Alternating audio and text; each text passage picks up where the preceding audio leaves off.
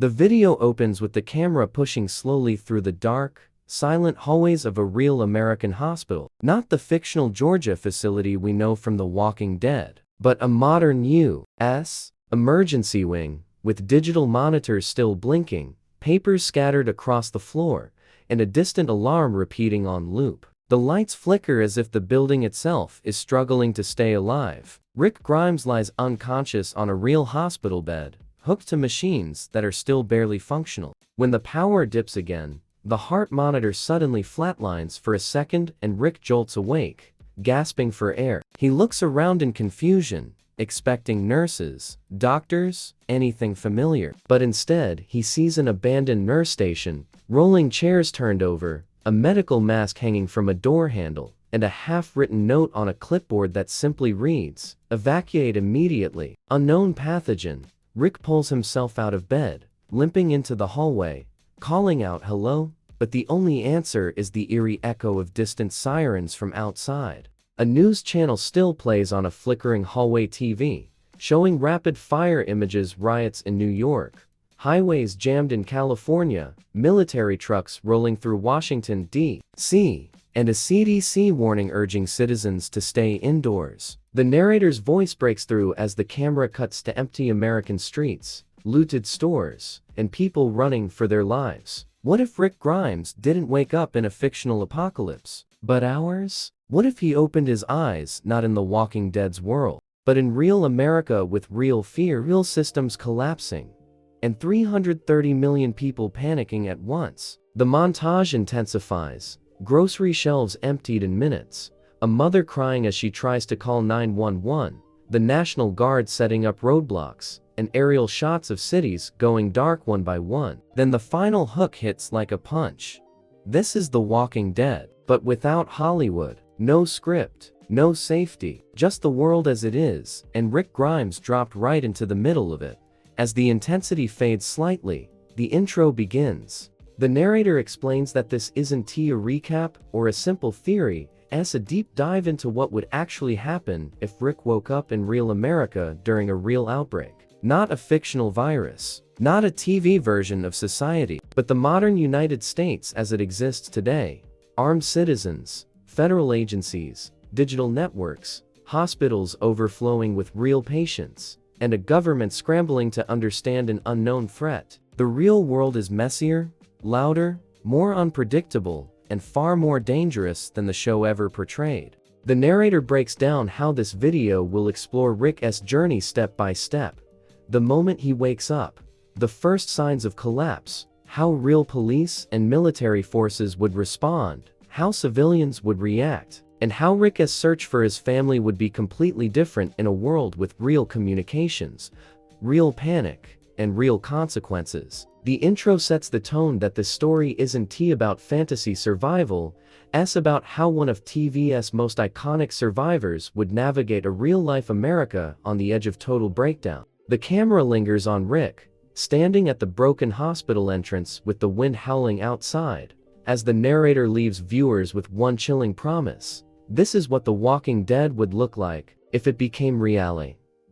Rick stumbles out of the hospital doors and into a world that doesn't feel fictional at all, a world that looks like the America he remembers, but twisted and hollowed by panic. The parking lot is full of abandoned cars, some with doors still open, airbags deployed, and phones buzzing endlessly on dead dashboards. A National Guard checkpoint sits just a few yards away, but the barricades are broken, bullet casings scattered everywhere, and a discarded medical tent flaps wildly in the wind. He picks up a fallen soldier's radio, hearing a burst of static and a voice screaming, "Fall back, fall back." They're not responding to treatment. Rick's instincts kick in immediately. He knows danger when he hears it. As he moves through the street, he realizes this outbreak isn't like the one he remembers from the show. It's far more grounded and terrifying. The first infected he sees isn't a slow, staggering walker, it's a man trembling violently on the ground, pupils blown out, drooling, thrashing like he's fighting his own body. A woman stands by screaming for help, but refuses to touch him. Rick steps closer, trying to calm them both, but the man suddenly snaps toward him with an animalistic lunge. Rick barely manages to dodge before retreating, realizing with horror that this virus behaves less like Hollywood zombies and more like rabies mixed with psychotic delirium, fast, unpredictable, and truly lethal. Moving deeper into the suburb, Rick sees the real face of an American collapse. Families piling into trucks, shouting at each other, grabbing whatever supplies they have left. Neighbors pointing rifles at strangers crossing property lines. Drones buzzing overhead, broadcasting automated warnings from FEMA. It's chaos layered on chaos. Unlike the clean, dramatic collapse in The Walking Dead, the real world is messy, people still trying to call 911 even though the lines are overloaded. Smart homes blaring emergency alerts.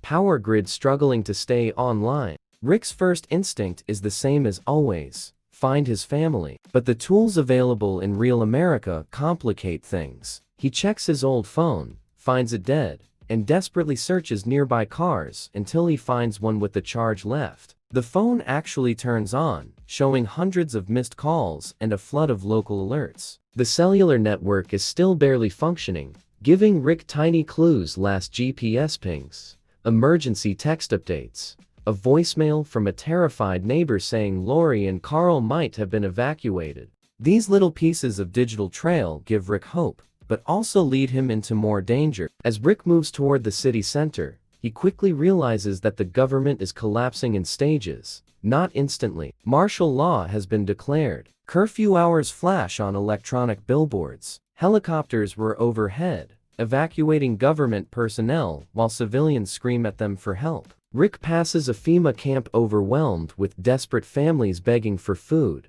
guards trying to keep order, and medical staff collapsing from exhaustion. The infection spreads faster than they can contain it, and in a real nation of 330 million people, even the military's resources are stretched thin. Checkpoints become choke points. Evacuation routes turn into death traps. Highways are jammed so badly that people have abandoned their vehicles and started walking on foot for miles. Rick watches a convoy of Humvees push through the crowd, leaving thousands behind, and he knows instantly that his survival will depend on staying away from these masses of frightened people. While searching for Lori and Carl, Rick encounters a group of real-world survivors, not the typical TV characters, but a mix of preppers, ex-military families, and terrified civilians. They don't trust him at first. Everyone is armed. Everyone is suspicious. He has to prove himself, not with dramatic speeches, but with practical action,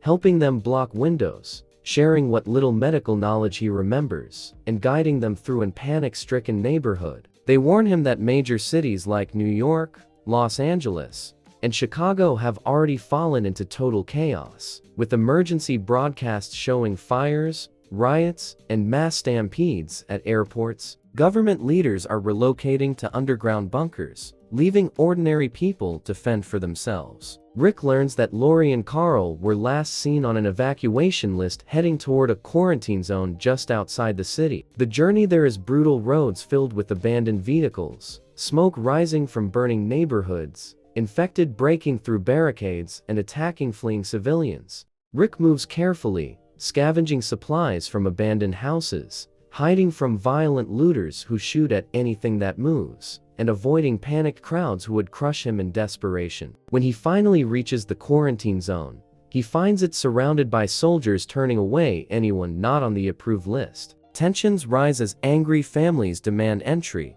and the infected press closer to the barriers. Rick sees Lori and Carl inside, alive but terrified, and his heart nearly stops. But when he tries to get through, he's immediately ordered to step back.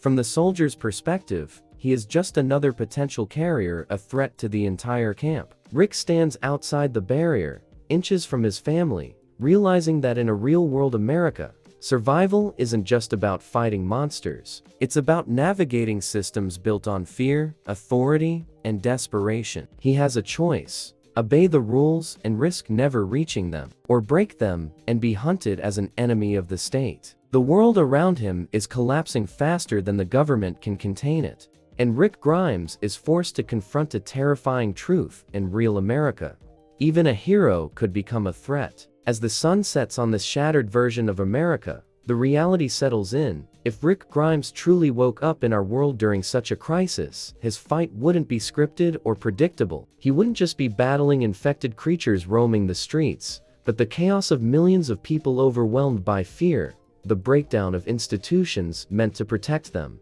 and the impossible choices forced upon every survivor. The military might try to maintain order, but with stretched resources and growing panic, even they would struggle to hold the line. Families torn apart, communities falling into mistrust, and a government grappling with collapse. This is the real nightmare behind the fictional apocalypse. Rick's journey would be far more complicated, filled with danger not just from the infected, but from the very people he's trying to save. So, if The Walking Dead ever became real, even someone like Rick Grimes might not survive the harsh, unfiltered truth of a crumbling America. What would you do if you woke up to that world? Could you survive the chaos, or would you become another lost story? Let me know your thoughts below, and don't forget to subscribe for more deep dives into the what-ifs of our favorite fictional worlds coming to life.